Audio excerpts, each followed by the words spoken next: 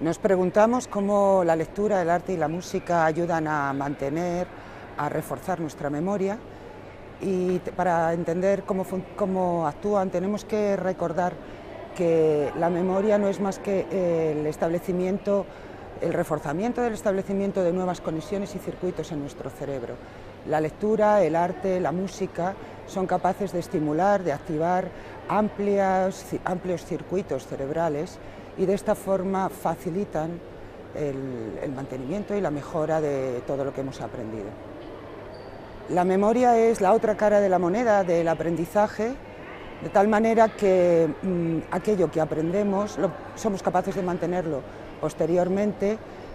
mantenerlo en el tiempo, y ello es lo que hace que influya en nuestro comportamiento. Sin la memoria, lo que aprendemos no influye posteriormente en nuestro comportamiento, no se mantiene, y por lo tanto aprendizaje y memoria son dos caras de una misma moneda. Por supuesto, el aprendizaje escolar está basado en los mecanismos de memoria que funcionan habitualmente, con los que funciona habitualmente nuestro cerebro, de tal manera que en el aprendizaje escolar tenemos que utilizar los conocimientos actuales acerca de la organización, de la arquitectura cerebral de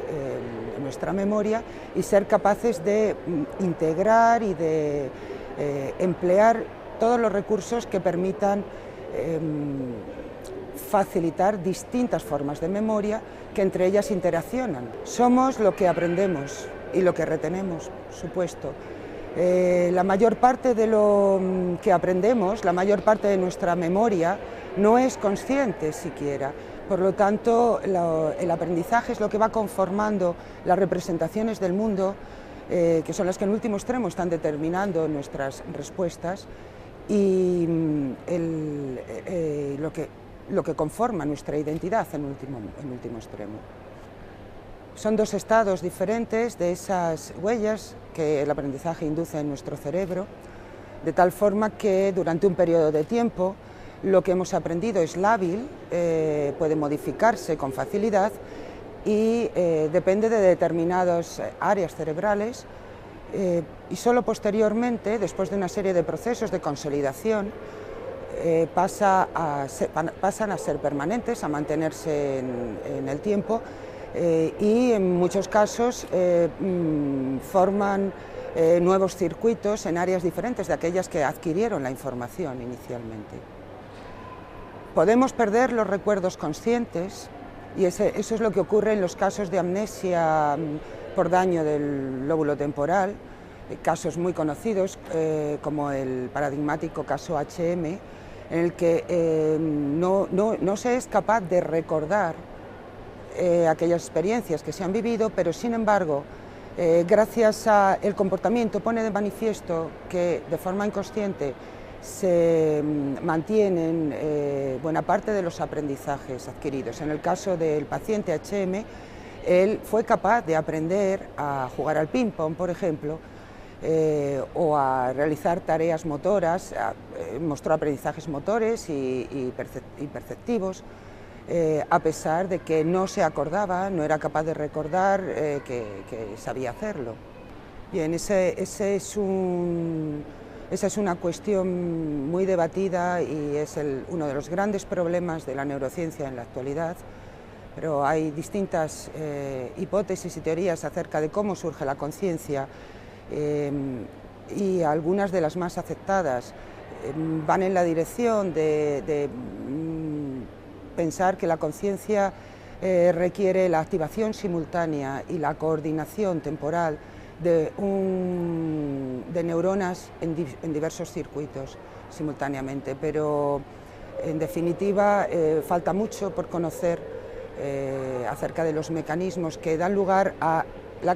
esa capacidad que en el ser humano ha adquirido, ha permitido los máximos logros. ¿Qué elementos influyen en el proceso de memorización? Es una pregunta que únicamente se puede contestar aludiendo a que existen diversos tipos de aprendizaje que se diferencian en las condiciones para adquirirse. Además, se diferencian también en los contenidos de la representación que se adquiere, y por supuesto en las áreas y los circuitos cerebrales de los que dependen. Entonces, dependiendo de qué tipo de aprendizaje estemos hablando, son diferentes los elementos que están actuando. Bueno, los resultados en neurociencias muestran que la estimulación en general, como comenzábamos diciendo, estimulaciones ricas, ambientales ricas, como podrían ser de las que hemos estado hablando, literatura, arte, música, etcétera, tienen grandes efectos incluso preventivos de déficits de memoria, por ejemplo los déficits normales que suelen asociarse a las edades avanzadas, pero además hay otros consejos que podrían darse y de los que existe gran información en la actualidad y que van más en la dirección de que el ejercicio físico, aunque siempre lo hemos disociado de los aspectos cognitivos, el ejercicio físico ejerce unos efectos notables en los sistemas de aprendizaje y memoria, y en este sentido se han identificado sus efectos tanto en la sinapsis, en las conexiones entre neuronas, como en la generación de nuevas neuronas en el adulto en determinadas áreas concretas donde se produce, como es el caso del giro dentado. Por tanto, una vida rica en estimulación, ejercicio y no olvidemos contacto social, interacciones sociales que ponen en marcha buena parte de nuestros sistemas cerebrales. Lo importante es que debemos ejercitarlos, puesto que la capacidad de aprendizaje se fundamenta en la plasticidad que muestran las neuronas, y esa es una propiedad intrínseca de las neuronas que no pierden a lo largo de toda la vida. Los conocimientos que vamos adquiriendo van enriqueciendo nuestras representaciones del mundo, y nuestra memoria nos va a permitir una interacción mucho más rica con el ambiente. El cerebro es el órgano más complejo del organismo. Está formado por 100.000 millones de neuronas, cuya principal función es recibir, procesar, transformar la información y, en último extremo, controlar todas las funciones del organismo, entre ellas el comportamiento, pero también el resto de las funciones vitales. Si hay algo que destacar a la hora de definir el cerebro es su capacidad plástica, la capacidad intrínseca que muestran los 100.000 millones de neuronas que forman el cerebro y que les permite modificar